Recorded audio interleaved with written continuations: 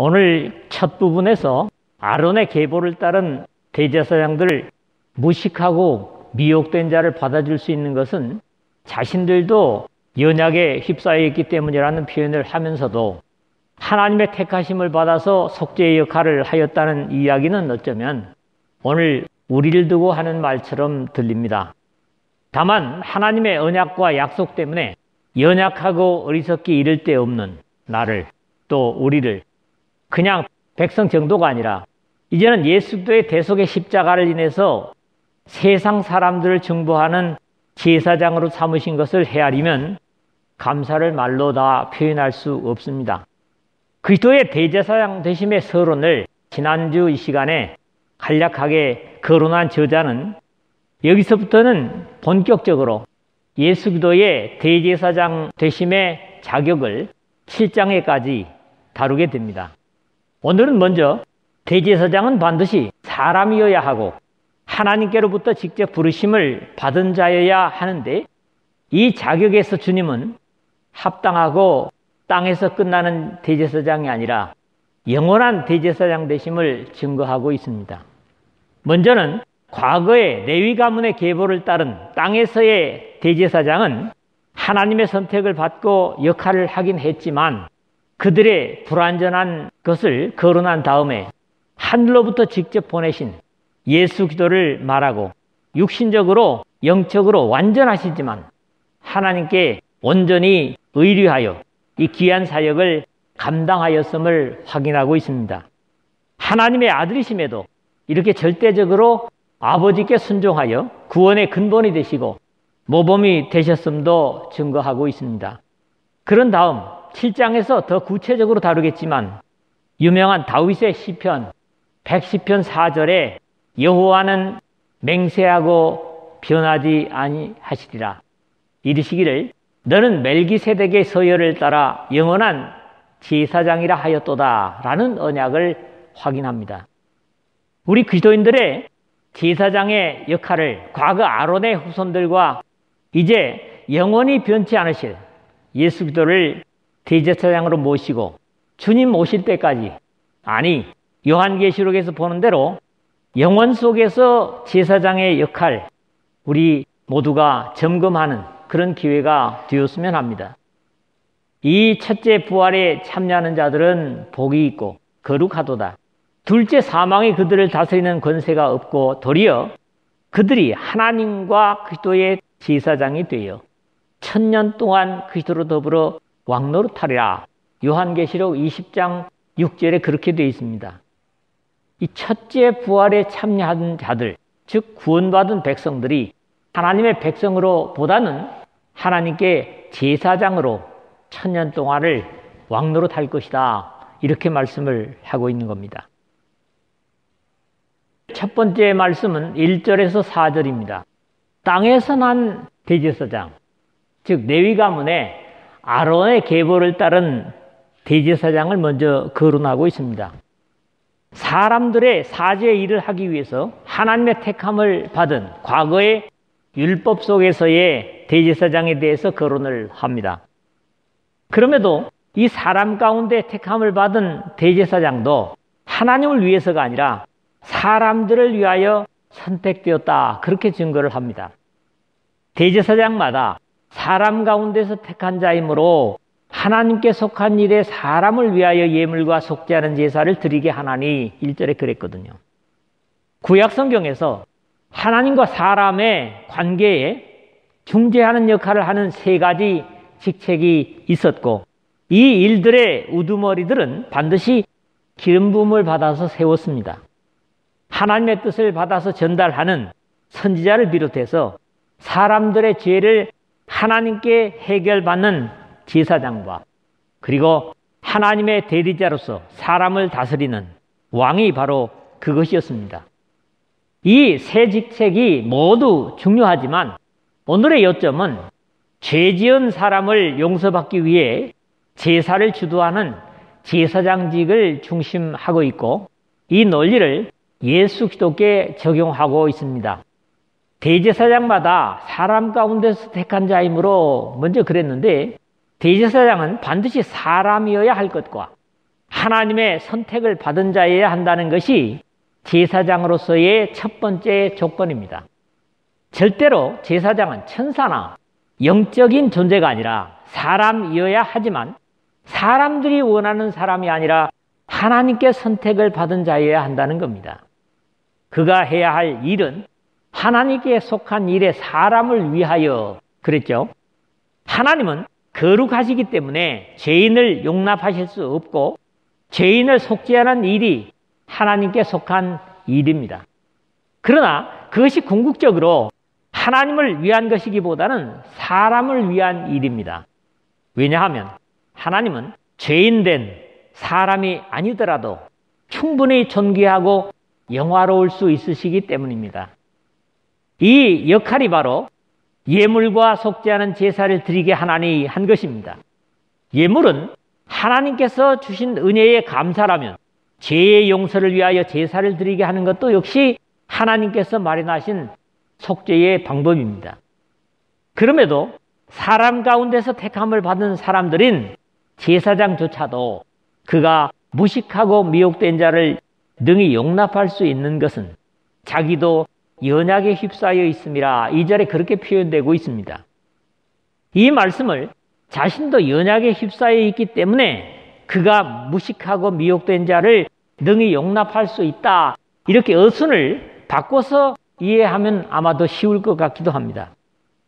사람이 미혹되는 것은 당연히 여기 보는 대로 무식이라 그랬습니다만은 진리를 알지 못하는 어리석음 때문입니다. 사실 하나님이 이런 사람들을 용납할 수 없으십니다. 그래서 그걸 천사가 아닌 가장 구체적으로 인생을 경험하고 있는 사람 가운데서 뽑으시는 겁니다. 여기 휩싸여 있다 하는 것은 주위에 널려 있는 사람의 환경을 그대로 말하고 있는 표현입니다. 늘 거론하는 바지만 아론은 하나님 앞에 부적절한 행동을 한 일들이 들어 있습니다.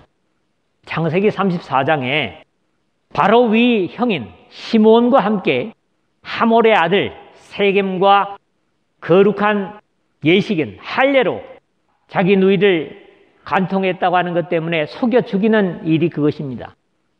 그것 때문에 나중에 야곱이 숨을 거두기 전에 12 자식들을 축복하면서 이 시므온과 레위를 저주하는 내용을 창세기 39장 5절에서 7절에 봅니다. 6절에서 보면 내 호나 그들의 모의에 상관하지 말지어다. 내 영광과 그들의 집회에 참여하지 말지어다. 그들이 그들의 분노대로 사람을 죽이고 약간 중략을 하고요. 그 노여움이 혹독하니 저주를 받을 것이요 분기가 맹렬하니 저주를 받을 것이라. 아주 무서운 혹독한 저주를 퍼붓고 있는 거지요. 모세가 40일간 하나님의 산에 올라가 거룩한 명령을 받고 있을 때 금송아지를 만들어 이스라엘로 범죄케 한 일, 역시 출애굽기 32장에 볼 수 있습니다. 물론 그럼에도 이 아론의 후손들은 변함없이 하나님을 가까이 해서 백성의 죄를 용서받게 하는 일을 맡기신 것은 자격 없고 범죄한 이방인이었던 우리를 하나님의 백성 삼아주신 것에 예시라고 하였지만은 하나님은 모세의 중보기도로 아론을 용서하셨음도 볼 수 있습니다. 여호와께서 또 아론에게 진노하사 바로 우상을 만들어서 이스라엘로 하여금 잘못되게 했던 그 뒤에 있었던 일이죠. 그를 멸하려 하셨으므로 내가 그때에도 아론을 위하여 기도하고 신명기 9장 20절에 범죄한 아론을 하나님 멸하시려고 할 때 모세가 중보의 기도로서 하나님의 진노를 면하게 했다. 이렇게 말씀을 하고 있습니다. 레위 가문의 대제사장들이 이 같은 초라한 존재들이기 때문에 그러므로 백성을 위하여 속죄제를 드림과 같이 또한 자신을 위하여도 드리는 것이 마땅하니라. 오늘 3절에 그랬고요. 이 내용은 레위기 16장 6절에서 14절에 절차를 거쳐서 먼저 자신들의 허물을 사함받은 후에야 백성을 중보할 수 있었던 것을 기록하고 있습니다. 그럼에도 이들의 하나님께 백성의 사죄를 요청하는 존귀한 역할 역시 앞에서 지적한 대로 사람이 지명할 수 없고 하나님의 선택과 부르심을 받은 자라야 가능했음을 다시 증거하고 있습니다. 4절이죠. 이 존귀는 아무도 스스로 취하지 못하고 오직 아론과 같이 하나님의 부르심을 받은 자라야 할 것이니라 그랬거든요. 여기 중요한 것은 스스로 취하지 못하고 라는 부정과 하나님의 부르심을 받은 자라야 할 것이니라 하는 선택의 중요성입니다.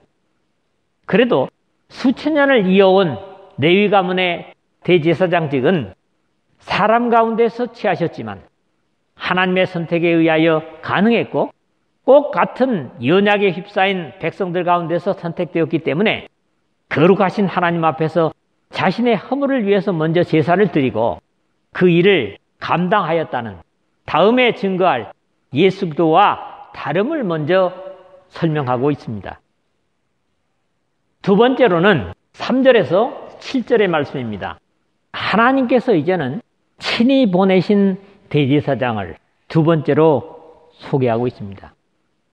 앞에서 대제사장직을 사람 가운데서 취하고 하나님께서 부르심으로 가능하게 됨을 육신의 아론의 후손에서 예수 그리스도로 옮겨오는 내용입니다. 그런 이유에서 앞에서의 경우와는 다르게 그 순서를 거꾸로 말하고 있습니다. 그 첫 번째는 역시 하나님께서 부르신 사실을 증거하고 다음으로 그리스도의 사람 되심을 증언하고 있습니다. 또 이와 같이 그리스도께서 대제사장 되심도 스스로 영광을 취하심이 아니요 5절 상반절에 그랬죠. 예수 그리스도의 사역은 어떤 것도 스스로 하려고 하지 않으시고 철저하게 하나님 아버지의 계획과 뜻에 의한 순종이었음을 고백하심을 성경에서 더러더러 봅니다. 대표적인 것을 인용하면 내가 아무것도 스스로 할 수 없노라. 듣는 대로 심판하노니 나는 나의 뜻대로 하려 하지 않고 나를 보내신 이의 뜻대로 하려 함으로 내 심판은 의로우니라.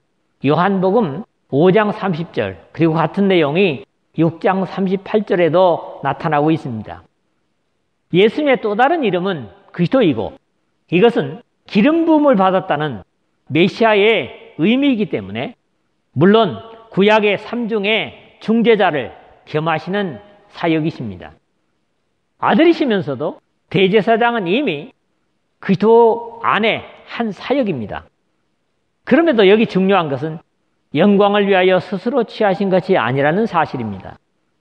오직 말씀하신 이가 그에게 이르시되 너는 내 아들이니 내가 오늘 너를 낳았다 하셨고 5절 하반절에 이미 1장 5절에서 인용했던 시편 2편 7절의 말씀이지만은 거기서는 천사와 비교될 수 없는 하나님의 아들을 확증하기 위해서 이 말씀을 인용했다면 여기서는 주님의 대제사장 되심을 증언하기 위하여 같은 말씀을 다시 인용하고 있습니다. 또한 이와 같이 다른 데서 말씀하시되 6절 상반절에 이것은 당연히 시편 110편 4절에 영감받은 다윗의 메시아 찬양을 표현하는 말씀이죠. 내가 영원히 멜기세덱의 반차를 따르는 제사장이라 하셨으니 6절 하반절입니다. 이 멜기세덱에 관한 내용은 7장에서 좀 더 자세히 다루게 되겠지만은 성경에 단 한 번 등장한 그의 삶이 공개되지 않았다는 데서 신비에 속한 인물임에 분명합니다.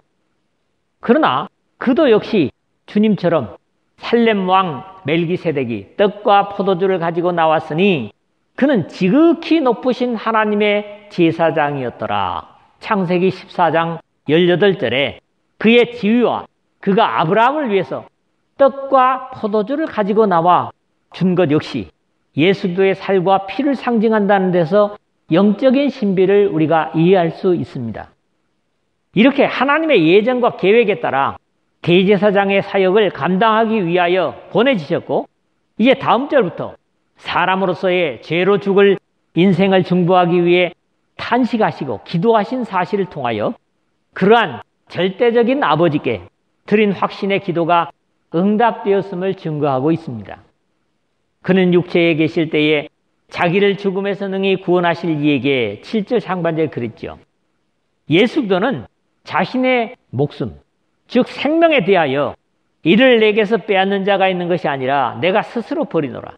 나는 버릴 권세도 있고 다시 얻을 권세도 있으니 이 계명은 내 아버지에게서 받아노라 하시니라. 이 요한복음 10장 18절 선언하신 바 있습니다. 주님께서는 나사로의 죽음 앞에서 그의 누이 마르다에게 예수께서 이르시되 나는 부활이요 생명이니 나를 믿는 자는 죽어도 살겠고 무릇 살아서 나를 믿는 자는 영원히 죽지 아니하리니 이것을 네가 믿느냐? 요한복음 11장 25절에서 26절에 증거하심으로써 자신에게 생명이 국한되지 않고 자신을 믿는 사람에게까지도 이 생명의 능력이 미칠 것을 말씀하셨습니다. 그는 육체에 계실 때 자기를 죽음에서 능히 구원하실 이에게 중요한 것은 자신의 육신을 입고 인류를 위해서 목숨을 버리게 된다고 할지라도 그 수월에서 능히 건져내실 것을 확신하셨음을 증거하는 것입니다. 하나님은 아들 예수 그리스도뿐만 아니라 자기에게 속한 어떤 사람도 결코 죽음에 빼앗기지 않으신다는 사실입니다. 그러나 당연한 것 같은 이 역사에도 아들의 간절한 기도가 올려졌다는 사실을 강조하고 있습니다. 심한 통곡과 눈물로 간구와 소원을 올렸고 7절 중간에 그랬죠. 이러한 표현은 적어도 하나님 아버지만이 들으실 수 있는 표현이 아니라 전 우주적인 외침의 소리였고 사망에 절규하는 인류의 눈물과 절규를 모두 모은 것이기 때문에 더 강력하고 호소력 있는 간구였을 것이다. 그렇게 이해됩니다. 나사로의 죽음 앞에 절규하는 마르다와 마리아를 비롯한 투정과 원망 어린 탄식을 들으시고 무덤에 누워있는 썩어가는 나사로를 생각하시고 눈물을 흘리시던 너무나 인간적인 예수 그리스도의 조용한 탄식을 볼 수 있습니다. 그런가 하면 멸망할 평화의 도성 예루살렘을 향하여 예루살렘아 예루살렘아 선자들을 죽이고 네게 파송된 자들을 돌로 치는 자여 암탉이 그 새끼를 날개 아래 모음같이 내가 네 자녀를 모으려 한 일이 몇 번이더냐. 그러나 너희가 원하지 아니하였도다. 마태복음 23장 37절과 누가복음 13장 34절에 사람들이 들을 수 있게 탄식하시는 주님의 흐느낌을 역시 볼 수 있습니다. 십자가를 앞에 두시고 겟세마네 동산에서 제자들은 졸고 있었지만 그들과 자신에게 다가오는 안타까움을 내다보시고 3번씩이나 내 아버지여 만일 할만하시거든 이 잔을 내게서 지나가게 하옵소서. 그러나 나의 원대로 마옵시고 아버지의 원대로 하옵소서. 공간복음에 땀방울을 핏방울처럼 떨어뜨리시며 기도하시던 그 기도가 거절된 것 같이 상황에서는 보였을지라도 오늘 본문에 보는 대로 그의 경건하심으로 말미암아 들으심을 얻었느니라. 7절 하반절에 그렇게 기록되고 있습니다. 어떤 기도이든지 하나님 아버지를 경외함으로 드리는 기도는 하나님께서 자신의 백성의 기도라면 어떤 사람이라도 예수 그리스도뿐만 아니라 반드시 들어주신다는 확신을 증거하고 있습니다. 하나님의 아들로서 제사장의 역할을 하시기 위해서 이 땅에 보내주시고 그리고 자신이 원하는 대로가 아니라 아버지의 뜻을 따라 기도하며 그 일을 기쁘게 감당했던 주님 때문에 오늘 우리가 제사장의 직책을 감당하고 있다. 감사하는 여러분 되시기를 주님의 이름으로 부탁을 드립니다. 세 번째 내용은 8절에서 10절입니다. 순종의 모범이신 대제사장을 마지막으로 봅니다. 예수 그리스도는 어떤 면에서나 하나님 아버지를 받들매 모범이셨습니다. 주님은 대제사장 되심도 앞에서 거론한 아론처럼 하나님께 절대적이지 못한 것과는 다르게 모범이셨음을 증거하고 있습니다. 이것은 처음 사람 아담의 불순종에 대비되는 절대적인 순종으로 이해해야 할 것입니다. 한 사람이 순종하지 아니함으로 많은 사람이 죄인된 것 같이 한 사람이 순종하심으로 많은 사람이 의인되리라. 로마서 5장 19절에 그렇게 기록을 하고 있죠.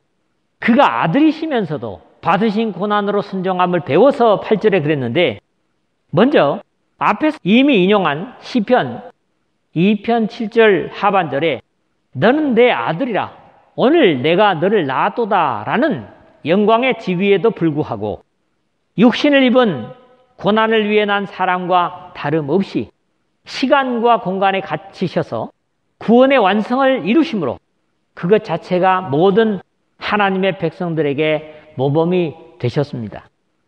그러므로 받으신 고난으로 순종함을 배워서라는 표현 자체가 하나님의 아들로서의 영광의 위엄에는 어울리지 않는 사람으로 오신 그리스도의 표현이라고 이해해야 옳을 것입니다.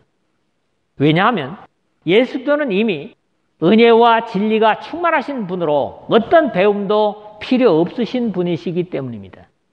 말씀이 육신이 되어 우리 가운데 거하심에 우리가 그의 영광을 보니 아버지의 독생자의 영광이요 은혜와 진리가 충만하더라 하는 요한복음 1장 14절에 이 사실을 증거하고 있습니다. 그러므로 그가 아들이시면서도 받으신 고난으로 순종함을 배워서라는 표현 자체가 우리 모두의 모범을 삼아야 할 귀감인 겁니다. 온전하게 되셨은즉 자기에게 순종하는 모든 자에게 영원한 구원의 근원이 되시고 9절 그랬는데 사실 비슷한 표현이 이미 앞에 쓰인 바 있습니다. 또한 그로 말미암은 이가 많은 아들들을 이끌어 영광에 들어가게 하시는 이래 그래놓고 그들의 구원의 창시자를 고난을 통하여 온전하게 하심이 합당하도다. 앞에 2장 10절에서 우리가 봤던 말씀입니다. 사람의 표현을 빌리다 보니 오해의 소지들이 드러 나타남을 봅니다. 예수 그리스도께서 불완전하셨던 분이셨는데 온전하게 되셨다는 그런 뜻이 아닙니다. 어원적인 의미를 살펴봐도 온전하게 되셨다, 텔레이오, 완성하다, 수행하다, 이루다, 끝내다 그런 의미로 쓰였는데 예수 그리스도의 고난의 극적인 역사인 십자가의 희생을 통하여 구원을 완성하신 것을 증거하는 것입니다.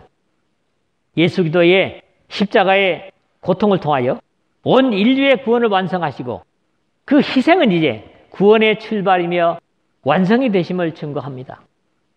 이 사실이 이어지는 내용에도 연결되어지고 있는 표현이 다음 절의 말씀이죠. 하나님께 멜기세덱의 반차를 따른 대제사장이라 칭하심을 받으셨느니라 10절에 그랬습니다. 이미 앞에서 6절에 내가 영원히 멜기세덱의 반차를 따르는 제사장이라 하셨으니 하였던 내용의 확인이지만은 한 가지 다른 점이 있다면 뭡니까? 6절에서는 반차를 따르는 제사장이라는 반면에 여기서는 반차를 따른 대제사장이라 한 것입니다. 그럼에도 이것이 어떤 다른 큰 차이는 갖는 것 같지 않습니다. 멜기세덱을 창세기 앞에서 이미 인용해 드렸습니다만은 14장 18절에서처럼 제사장, 이 히브리서에서 멜기세덱에 대해서 오늘 다루고 있는 6절 그리고 7장 1절, 7장 3절 또 7장 17절 모두 멜기세덱은 제사장으로 표현하고 히브리서 기자도 이 멜기세덱에게는 대제사장이라는 표현을 한 적이 없습니다. 그러나 예수 그리스도께는 모두 대제사장이라는 표현이 히브리서에 13번 나옵니다. 그런데 3번은 아론의 가문들에게 적용한 것이고 10번을 예수 그리스도에게 대제사장이라고 그렇게 사용하고 있는 것을 봅니다. 하지만 그리스도께도 그냥 제사장으로 기록하는 경우도 히브리서에서 볼 수 있습니다. 7장 20절, 7장 21절, 8장 4절, 10장 21절 여기서는 그냥 제사장으로 나타납니다. 그러므로 이것은 계급의 차이 같은 것으로 볼 수 없고 다만 하나님 앞에 제사를 드리는 역할을 하는 자로서의 역할을 귀중하게 다루고 있다는 것으로 이해하는 것이 옳을 것 같습니다. 어쨌거나 하나님께 멜기세덱의 반차를 따른 대제사장이라 칭하심을 받으셨느니라 하는 10절의 표현은 율법 이전에 최초로 언급된 지극히 높으신 하나님의 제사장인 멜기세덱으로부터 율법 속에 언약으로 사용하셨지만은 예수 그리스도는 불완전한 아론의 계보를 따른 레위 가문의 제사장들의 모든 부족함을 온전히 충족시킨 대제사장이라는 데 무게를 둬야 할 것 같습니다. 무엇보다도 이런 대제사장은 우리에게 합당하니 7장 뒤에 가서 26절이고요. 이러한 대제사장이 우리에게 있는 것이라 8장 1절인데 이 완전한 대제사장을 우리가 모시고 있는 제사장으로 살고 있다. 이런 고백의 감격을 우리는 가질 수 있는 거지요. 하나님의 지성소에 들어가다가 죽을 것을 염려해서 금방울을 달고 제사를 드리던 불완전한 제사장이 아니라 항상 하나님 우편에 계셔서 성경에 보는 대로 로마서 8장 34절이라든지 또는 골로새 3장 1절이라든지 베드로전서 3장 22절 우리를 중보하시는 대제사장을 오늘 우리가 모시고 섬기며 영광과 위엄에 하나님 아버지를 예배하고 있다는 사실이 말할 수 없는 우리의 감동인 겁니다. 완전한 조금도 무음한 대제사장을 나의 대제사장으로 삼고 내가 그를 따라 제사장으로 하나님을 섬기고 있다는 사실을 감격할 수 있는 그런 예배가 되기를 원합니다. 말씀을 마무리하겠습니다. 하나님께서 택하셨을지라도 땅에서 난 것은 온전할 수 있는 것이 없어서 결국 이 죄악과 죽음의 역사를 치료하시기 위해서 하나님은 자신의 독생자를 이 역사 속에 보내셔서 사람을 입게 하시고 사람과의 중보의 일을 감당하게 하셨습니다. 불완전한 짐승의 생명이 아닌 영원한 생명의 보혈인 자신의 아들의 피를 죄에 대한 진노의 대가로 받으시고 모든 인류를 그 아들의 십자가 아래로 부르시고 지금도 우편에서 중보하시는 아들의 헌신을 받으시고 사람을 용서하십니다. 하나님의 아들이시지만 아버지의 뜻을 받들어 절대적으로 순종해서 자신을 의지하는 모든 자들에게 구원의 시작과 끝이 되셔서 모든 하나님을 섬기는 자들의 모범이 되시는 그 희생과 헌신의 순종을 따라오게 하십니다. 이렇게 확실하고 믿음직한 대제사장을 보좌해서 세상을 중보하는 우리 또한 믿음의 주요 온전케 하시는 대제사장이신 예수 그리스도의 사역을 그대로 본받아서 어느 때보다도 코로나19나 우크라이나 같은 전쟁 가운데서 참으로 제사장의 중재의 역할이 필요한 이 시대에 부끄러움이 없는 중보의 사역을 주님처럼 감당하는 제사장으로 사시기를 주님의 이름으로 부탁을 드립니다.